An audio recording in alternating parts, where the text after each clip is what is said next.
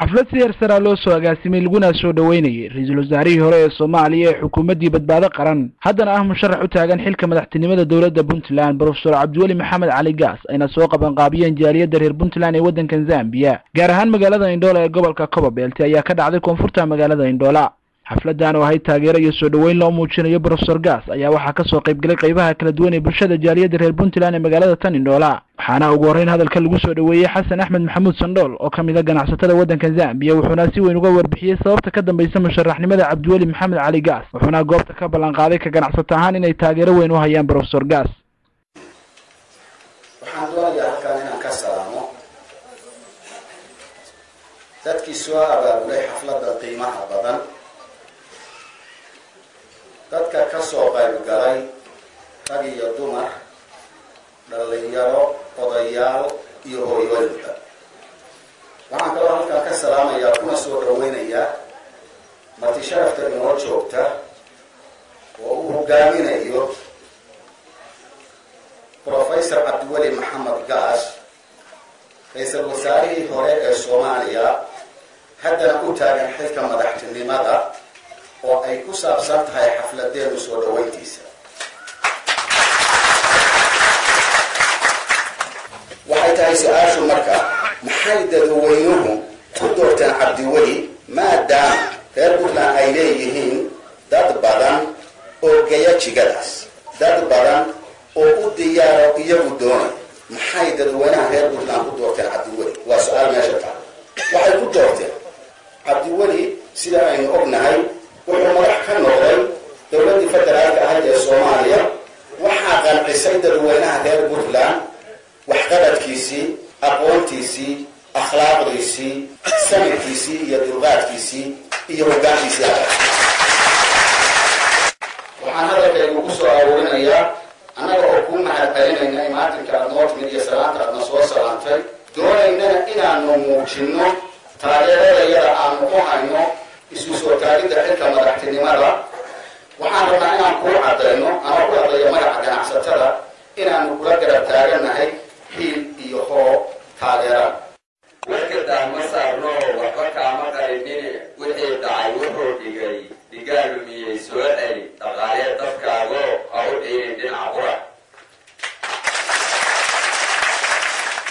ciirin dhinaca qura xaqa dhabarka saaro dhalanteed kuguma ogi ha usiin deg shalad gees xakiimsane wixii dhaca ku dhaqaaq wanaago awooddaada u dhammee dhulka waa taqaanaa waad ku dhalatay saan helay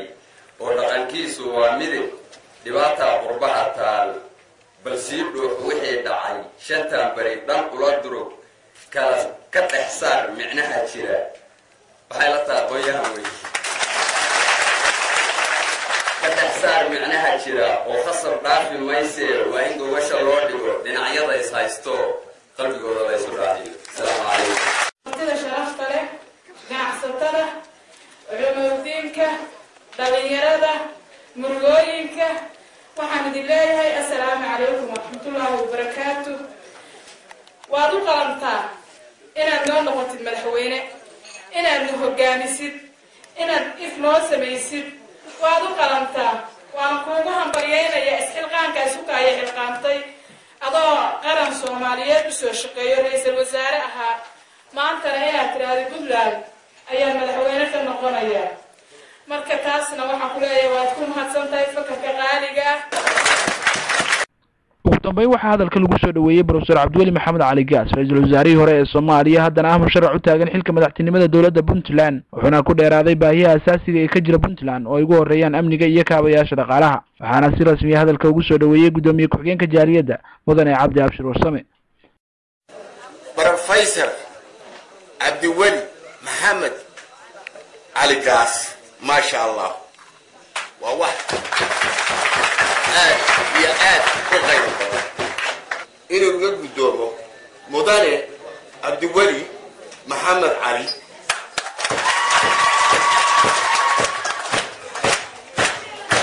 mudane sidaas kaaga muuqata oo ilaa iyo maalinta waddanka timid ay kugu soo dhaweynayeen oo ay jeclaayeen inaad hortiina aad u timaadid haatana ay diyaar u yihiin wax allaale wixii wax qabada wixii wax tara wixii wanaaga oo iyaga iyo adiga idin dhex mari kara iyo gobolkooda intaba diyaar dadka u ah weeye dadkan reer Puntland nabadgelyada mid labaad waxa weeye inaan ka hadlo xiriirkii aniga iyo Puntland naga dhaxeeyay waqtiga aan joogay dawladda dhexe midda saddexaadna waxaa loo baahan yahay inaan Puntland isbedelka aan isleeyahay waa loo baahan yahay iyo qaabka ku imaan karo inaan yarada ka iraado Puntland 15 sano ay jirtay wax wanaagsan bay ahayd heerkul dawladnimo oo wanaagsan ayaa noo dhisan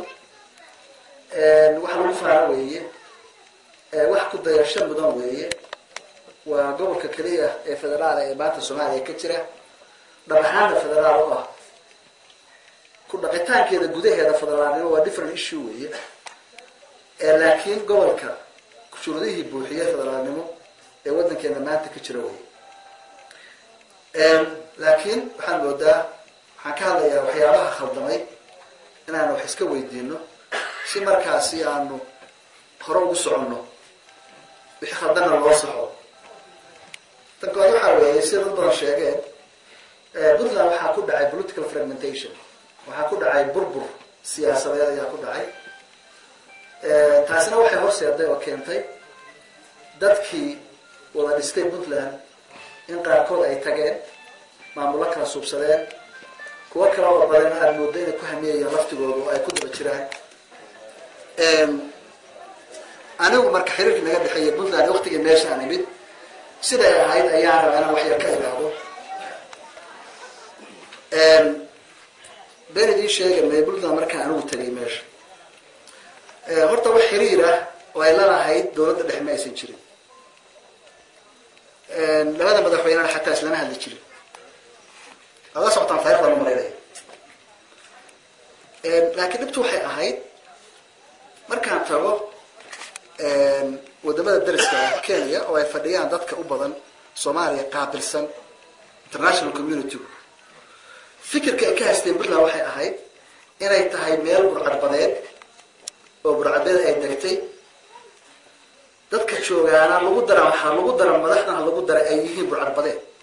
riboorada soo saaray 2010 da akhriday UN military groupkii waxa xasuusataa waxa laga sheegay Puntland markaas iyada madaxdan laga sheegay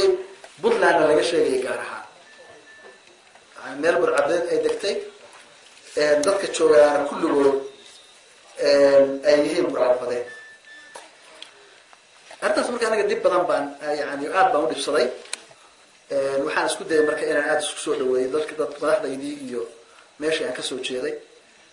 waa la socotaa marka inta jeero anigu aan tagnay dhulkii markii u horeysay oo Sheekh Shariif uu tago Garowe August 28keedii 2011 iyo ilaa 4 goor oo ka dambeysay ayaan tagnay dalkii waxaan ku qabanay shirarkii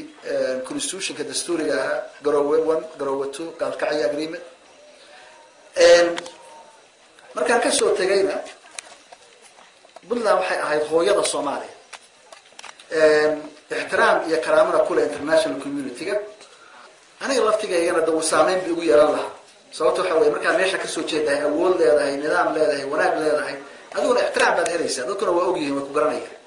إن بدنا إذا كان واحد كهذا الشيء عدالة وقت بني آدم كان وحكم وليدر كان وحكم كسر ولا عدالة بأوفيها صار كل إنسان قف كستولاه ولا عدالة كاسوي هذا وحوي عدالة بعض كدرنا وحكروا درنا يجرا ما كان عدالة مطلقة وحنا نسوي لكن وحنا نسنا إن بدنا ذكر عدالة أو بعناية نسوي إلى نسنا عدالة الله عدالة فريدتك عدالة الله عدالة فريد قبلنا ضرب كوكوبية وحاسوا أنا يعرف كتير سنة يعني مركي ممكن مري إيش يجيين ويكمل ده waxyaabaha Puntland hadda islaayahay wax badan kama qaban waxa kamid waxyaabaha walaalkay ka hadlayay oo ahayd infrastructure halbuulayaasha kaabayaasha dhaqaalaha oo ugu weyn tahay dekadaha aeroportooyinka iyo jidadku of course kulli dawlad goboleedku ma qabtiri karto laakiin waxay u baahan tahay in loo dadaalo wixii markaas aan awoodin inaanu la kaashano dowladaha aan saaxiibka nahay sababta waxa weeye waa halbowlihi jidkaas dheer u dhexeeya gaalkacyo iyo boosaaso waa lifelinekii dalka hadduu burburo marka waxba aan laga qaban ma dhaqaala jiraya marka ma jiray marka waxay u baahan yihin waqtigeedu in isbedel fiican laga suubiyo institutionka dawliga ahi inay gaamuraan inaysan noqon qalfoof aan cayilaneyn waxba aysan ku jirin dhexdiisa aysan noqonin ay noqoto dowladnimo cayilan oo dhab ah oo institution dadka u shaqeynaya accountable ah responsive ah inaan helayaan u baahana sidoo kale nabadgelyo